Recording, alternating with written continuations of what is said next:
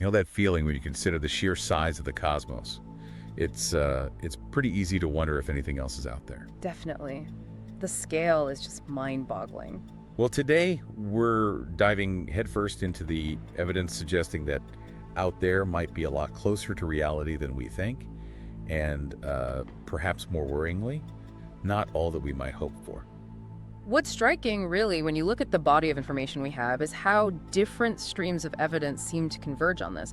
Increasing likelihood of extraterrestrial life. Different streams. Like what? Well, we're examining credible eyewitness accounts, from people trained to observe, like military personnel. Then there's potential technological artifacts defying our understanding, and even these nascent scientific discoveries hinting at biology beyond Earth. Absolutely. We're talking about pilots, radar operators, individuals with national security clearances, not your average UFO enthusiast. Okay? Exactly. These are serious reports. They're detailed reports of unexplained aerial phenomena, or UAPs, coupled with some really compelling historical cases.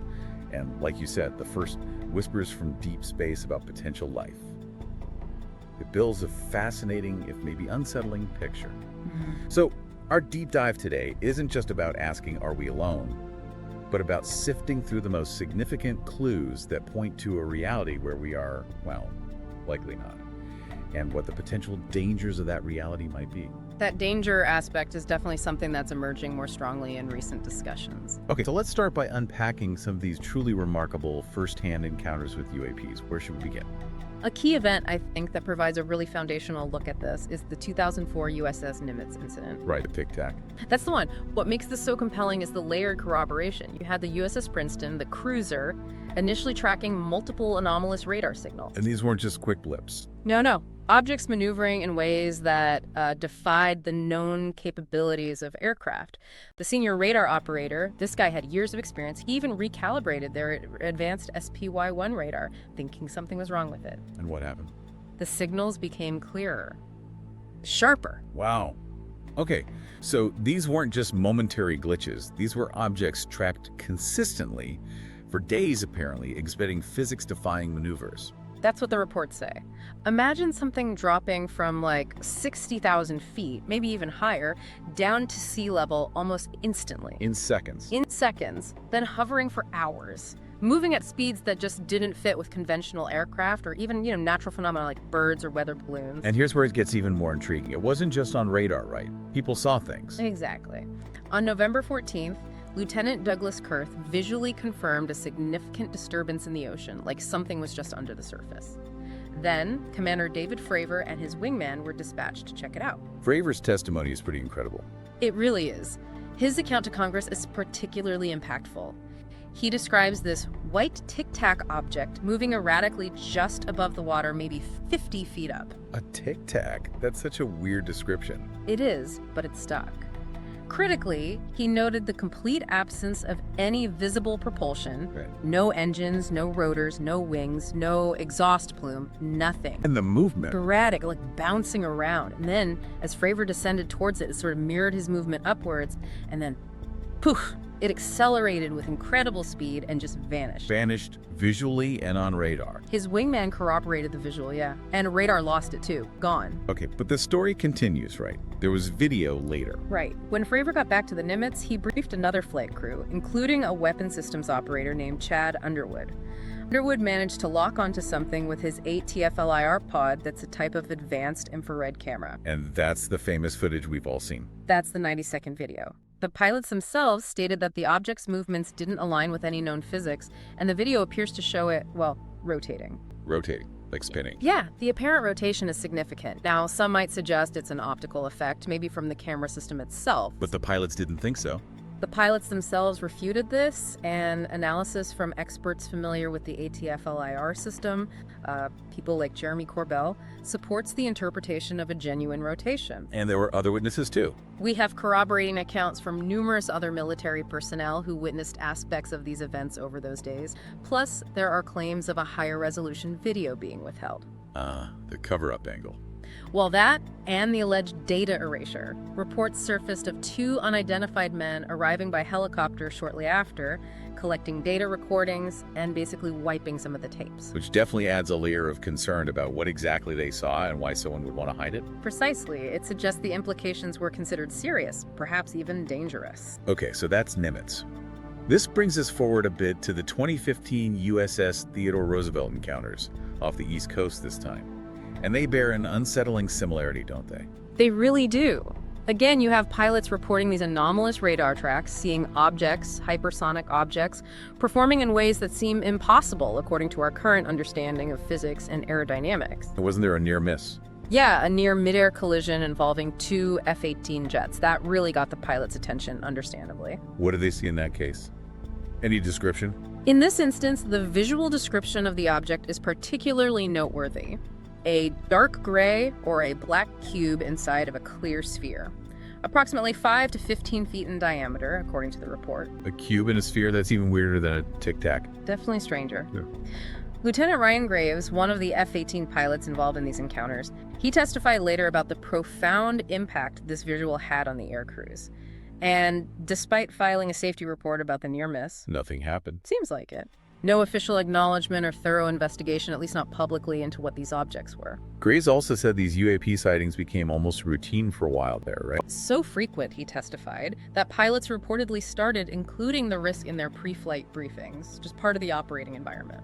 Wow. And then later in 2015, wasn't there another incident filmed off Florida? That's right. Pilots filmed what they described as a fleet of objects moving against really strong winds, like 120-knot headwinds, which is incredible. And what's particularly interesting there is the video seems to show one of these craft rotating. Yes, rotating in a manner that some people, observers like Bob Lazar, have noted is similar to descriptions he gave regarding alleged alien propulsion systems. Lazar's always controversial, but the similarity is noted.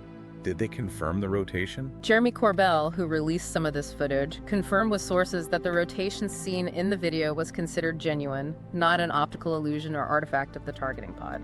Okay, so we had these recurring, credible military encounters. This leads us to people like Luis Elizondo.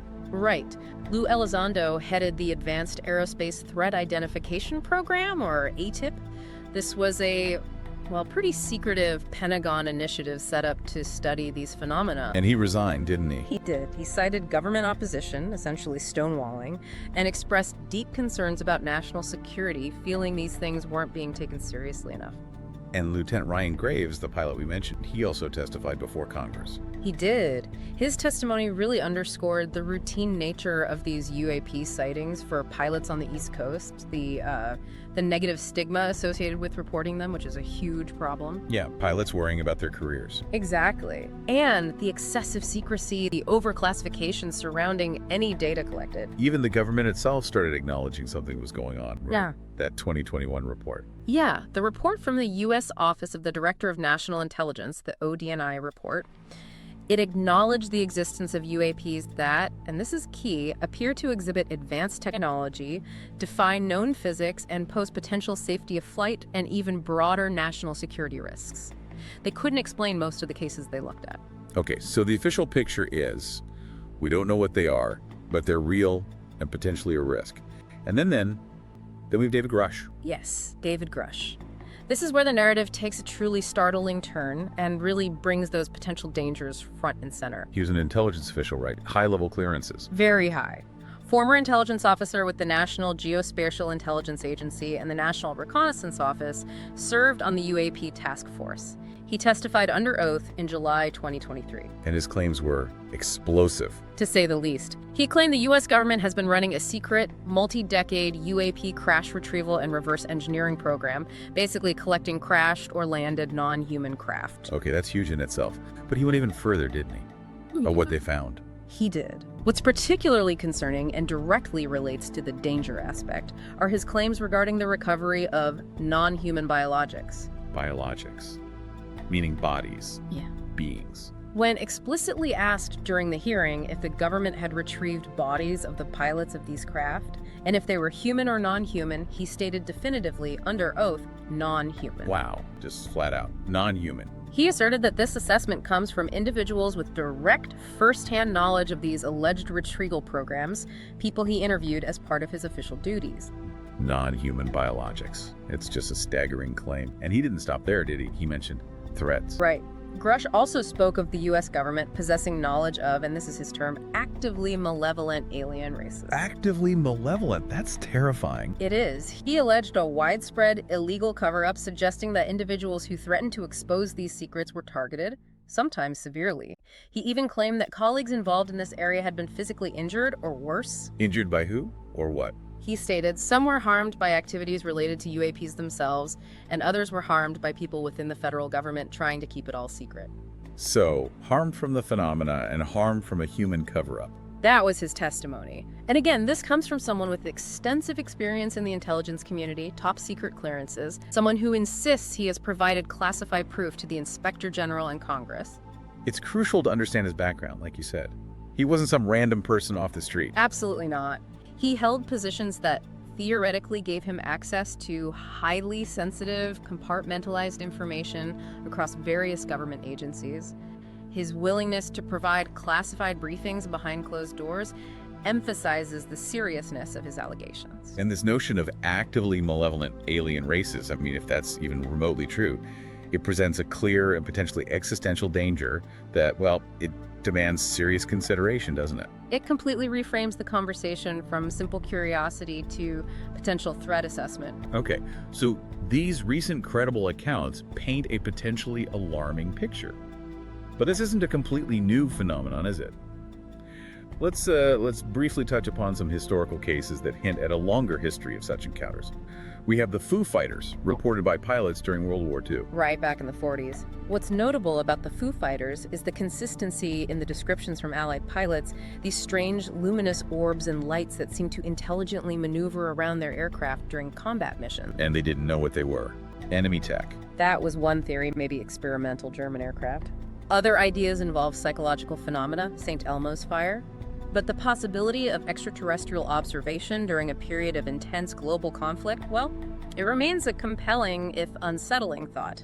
They seemed interactive sometimes. Then there's that really strange incident, the 1994 aerial school incident in Zimbabwe. Ah, yes, aerial school. Dozens of young children reported seeing a disc-shaped craft land near their playground and humanoid figures emerge. And didn't they say the beings communicated with them? Telepathically, according to the children's accounts. Messages about environmentalism, about taking care of the planet. What makes that case stand out? The sheer number of children. The remarkable consistency in their drawings and accounts, even when interviewed separately, and years later by researchers like John Mack from Harvard. While of course the possibility of mass suggestion or hysteria exists, the specific details and the nature of the alleged communication are certainly thought-provoking and hard to just dismiss entirely. And who can forget the 1989-1990 Belgian UFO wave? That was huge. Thousands of people reported seeing these large, silent, triangular objects with bright lights underneath, often moving very slowly. And the military got involved there too, right? Scrambled jets. They did. Belgian Air Force F-16s were scrambled on multiple occasions and even managed to get radar locks on something. The objects performed maneuvers accelerating to incredible speeds, making instant turns, diving rapidly far beyond the capabilities of any known aircraft, then or now. The radar data corroborated the erratic movements. And the government explanation. Despite official investigations and a lot of skepticism, the Belgian government was ultimately unable to provide a convincing conventional explanation for the sheer volume of credible eyewitness reports and that corroborated radar data. It remains largely unexplained officially. We even have things like the Skinny Bob video. That's a weird one. Purportedly leaked KGB footage. Yeah, supposedly showing an alien being, very classic gray alien look, allegedly part of some diplomatic mission or interrogation after a crash. It's certainly controversial, likely a hoax to many. But some analysis suggests it's hard to fake. Analysis by some visual effects experts like Randy Sharp noted the complexity, the subtle movements, the textures. They suggested that creating such a realistic fake, especially back when it supposedly originated, would have been extremely sophisticated and potentially very expensive. So it raises questions, at least, about its true origin. It underscores the challenge of verifying this kind of stuff, but it keeps popping up. Exactly. It highlights the persistent narrative of potential alien encounters and maybe even recovered bodies, extending back decades and across different countries. And the Phoenix Lights in 1997, another mass sighting. Thousands of people across Arizona saw this massive V-shaped formation of lights move silently across the sky. And later, a separate event, a row of stationary lights seen hovering over the city. Including the governor at the time, right? Fife Symington. Yes, Governor Symington, who was a pilot himself. He initially mocked the incident publicly, but later admitted he saw it too and described it as otherworldly. He publicly stated he didn't recognize the objects as any known aircraft. And the official explanation was flares. The Air Force eventually explained the second set of lights as flares dropped during a training exercise. But that didn't really match the description or timing of the massive V formation seen earlier by so many, including Symington. His direct contradiction as a pilot makes the official explanation less convincing for many regarding the main event. Okay, let's not overlook something more recent and scientific. The interstellar object, Oumuamua, in 2017. Oumuamua. Our first confirmed visitor from another star system. Its very unusual shape, long and thin, like a cigar or a pancake, depending on the analysis, its incredible speed, and the fact it accelerated slightly away from the sun without any visible tail like a comet that got scientists talking. So some speculated it might be artificial alien tech. Some prominent scientists, like Avi Loeb from Harvard, seriously proposed it could be an artifact of an alien civilization, maybe a light sail or a probe. While natural explanations like it being a nitrogen iceberg or a hydrogen iceberg are favored now by most of the scientific community, its unique characteristics definitely sparked debate and highlighted the possibility of encountering objects in space with origins beyond our current understanding. It made us think differently. We also have the Calvine photo from 1990 in Scotland. That picture is remarkably clear. It really is. Shows this large diamond-shaped object hovering, apparently silently, with a conventional Harrier jet visible in the background, seemingly observing it. And it was hidden for years. The photo, taken by hikers, was given to a newspaper, then passed to the Ministry of Defense, and essentially disappeared for over 30 years. Nick Pope, who worked on the mod's UFO desk, called it the most compelling UFO photo he'd ever seen. And they're still keeping details secret. Authorities are still withholding the full case file, including the identities of the original witnesses, until 2076, citing privacy concerns. That prolonged secrecy surrounding such an apparently clear piece of visual evidence naturally leads to questions about what authorities might know or be trying to conceal. Analysis confirmed the object is definitely in the photo, not faked. Okay, going even further back, briefly, the 1942 Battle of Los Angeles. Right after Pearl Harbor, massive panic. Anti-aircraft guns firing wildly into the night sky over LA at something. An unidentified object was tracked on radar, searchlights locked onto it. Feared to be a Japanese attack. Initially, yes. But no bombs fell, no planes were shot down. The iconic photograph shows searchlight beams converging on something up there. The official explanation later was meteorological balloons and war nerves. But the scale of the response seems disproportionate for balloons. It does. While likely not an enemy attack, the incident continues to fuel speculation about whether something genuinely unexplained was over LA that night.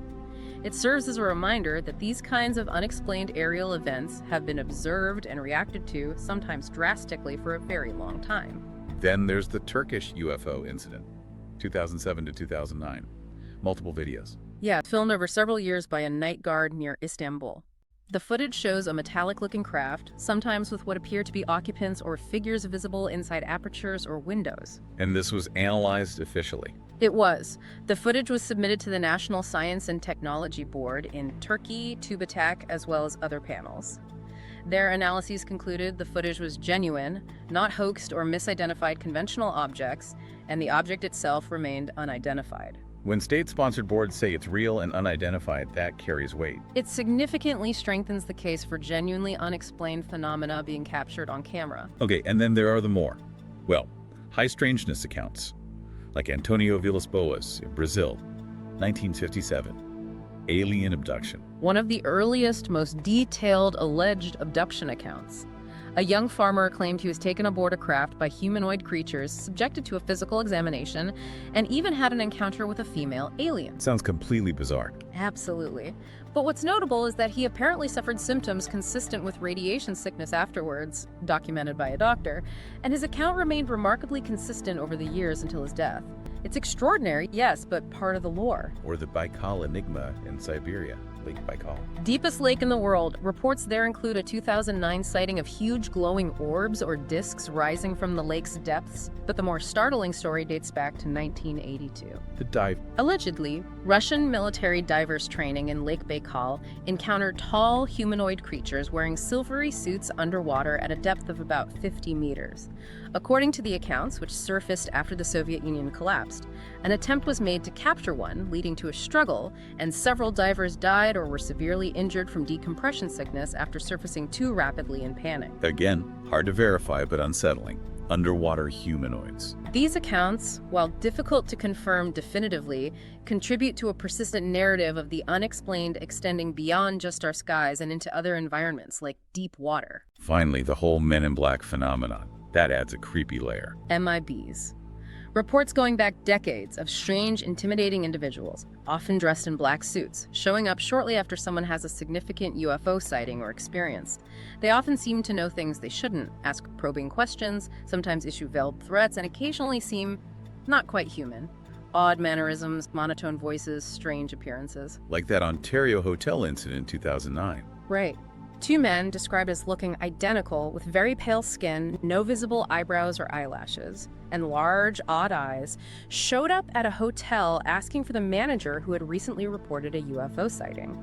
They questioned the bellboy who encountered them first, asking strange, almost nonsensical questions about the sighting, making him feel incredibly unnerved. Then they just left. It adds this disturbing element of potential organized suppression, maybe not even human suppression, of information about sightings. Exactly. Consistency of these MIB reports over decades suggests either a highly effective, long-running human disinformation campaign or something else.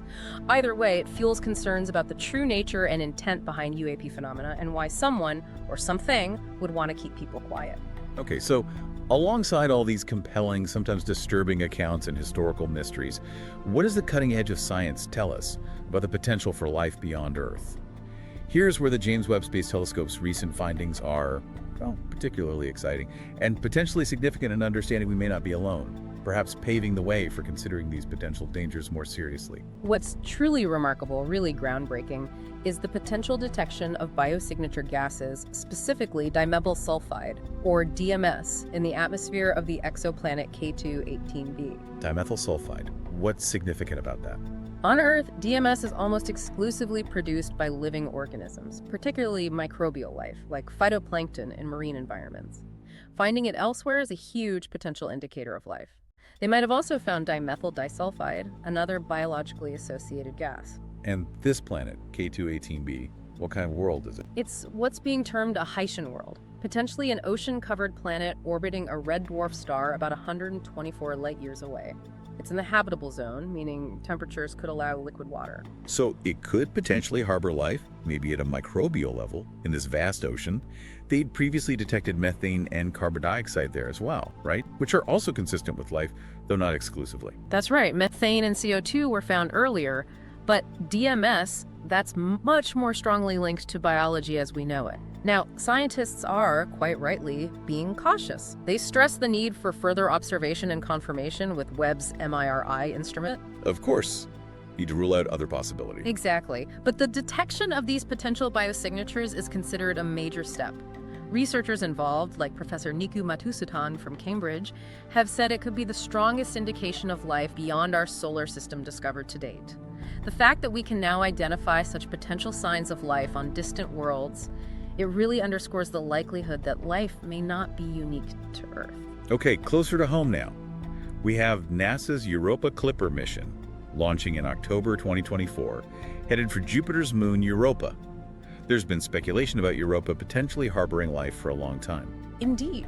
Europa is fascinating. Despite the incredibly intense radiation environment around Jupiter, which is a huge challenge for any spacecraft. Right, Jupiter's radiation belts are fierce. Fierce is an understatement. The Clipper has to do these long, looping orbits, making quick flybys of Europa to minimize radiation exposure. But Europa possesses several key characteristics that make it a prime candidate for life. Like what? Its surface is relatively young and smooth. geologically speaking, not many craters, which suggests ongoing geological activity, maybe resurfacing. And there's very strong evidence from magnetic field data and surface features for a mass subsurface saltwater ocean. An ocean under the ice shell, how big? Potentially twice the volume of all of Earth's oceans combined. It's thought to be global, beneath maybe 10-15 miles of ice. And how could it stay liquid so far from the sun? Tidal flexing. Europa is constantly being squeezed and stretched by Jupiter's immense gravity and the gravity of the other large moons. This generates internal heat through friction, keeping that subsurface ocean liquid. Think of repeatedly bending a paperclip, it gets warm. Right. Okay, so liquid water, internal heat, ingredients for life. Precisely. Where you have liquid water and a source of energy, which could be chemical energy from potential hydrothermal vents on the ocean floor, similar to Earth's deep sea vents, you have the key ingredients for life as we understand it. Life that doesn't need sunlight. Exactly.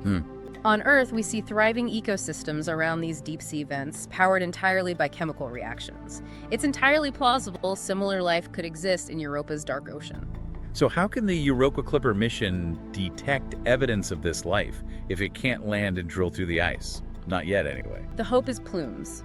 There's evidence, though not as definitive as for Saturn's moon Enceladus, that Europa might also have geysers or plumes of water erupting from its surface, venting ocean material into space. So a Clipper could fly through one. That's the primary strategy for looking for biosignatures without landing. The Clipper is equipped with sophisticated instruments, including mass spectrometers to analyze the chemical composition of particles, and high-resolution cameras to image the surface features associated with potential plumes. If it flies through a plume, it could potentially sample the ocean's contents directly. That would be incredible. Are other missions going there too? Yes, the European Space Agency's GEOIC mission, Jupiter Icy Moons Explorer, is also heading to the Jupiter system, arriving shortly after Clipper. It will focus more on Ganymede, but will also make flybys of Europa. The potential for collaborative science is huge. And eventually, maybe a lander. That's the longer-term plan. A future mission concept involves sending a lander to Europa's surface to directly search for signs of life in the ice, or potentially even deploy something to melt through to the ocean, although that's technologically very challenging. Okay, so let's try and bring this all together. Let's recap. We've explored numerous, credible, often military eyewitness accounts of UAPs exhibiting technology far beyond our own capabilities. Right, the Nimitz, the Roosevelt encounters, the pilot testimonies. Including these really disturbing claims from whistleblowers like David Grush about retrieved non-human biologics and even government knowledge of potentially malevolent alien races. Claims that, if true, carry profound implications for our security. We've touched upon a long history of unexplained aerial phenomena, Foo Fighters, Belgium, Phoenix Lights, and these other strange cases like Aerial School or the Baikal Enigma. Showing this isn't just a recent development. And now we're seeing the very beginnings of scientific evidence suggesting that life, at least microbial life, may exist elsewhere, like potentially on K218b, and that potentially habitable environments like Europa's ocean exist right here within our own solar system. Bringing the possibility of life closer to home. So if we bring this all together, the increasing weight of this diverse evidence from so many different angles, it really does make a compelling case for the likelihood of alien life being a reality, doesn't it? I think it's becoming harder and harder to maintain the stance that we are definitively alone. The nature of this evidence, as you said, ranges from compelling personal testimonies, which are powerful but sometimes hard to verify, to nascent scientific discoveries that are rigorously tested but still preliminary. Right. Definitive, irrefutable proof, like an alien craft landing on the White House lawn, remains elusive. Exactly. But the sheer volume, the consistency across decades, and in many cases, the high credibility of the sources we've discussed, it strongly suggests that we are not alone in the universe. And importantly, that this reality might carry significant, potentially dangerous implications we need to start considering seriously. Yeah, that's the sobering part. The serious nature of David Grush's claims about actively malevolent alien races, whether you believe them fully or not, they simply cannot be ignored in this discussion. Absolutely. While the prospect of discovering other life is awe-inspiring, truly paradigm-shifting, we have to confront the potential dangers that such a discovery, or maybe an interaction that's already happening secretly, might entail. It's arguably moving beyond just scientific curiosity now. It's potentially becoming a question of species survival, of security, of understanding our place in a potentially crowded and maybe not entirely friendly cosmos. Which leads us really to a critical question for everyone listening. Given this growing accumulation of such varied evidence, the sightings, the whistleblower claims, the scientific hints, the historical patterns, what fundamental assumptions about our existence, about our safety, about our place in the universe might we need to reconsider? And perhaps even more urgently, how should humanity prepare? Prepare for the potential realities and, yes, the potential dangers of contact or confirmation of intelligences beyond our own. This is a conversation that needs to move beyond the fringe, beyond speculation, and into serious, sober consideration by scientists, policymakers, and the public alike. We really encourage you to continue researching, to critically evaluate the information available from all sides, and to draw your own informed conclusions about what this increasing body of evidence might truly mean for the future of humanity.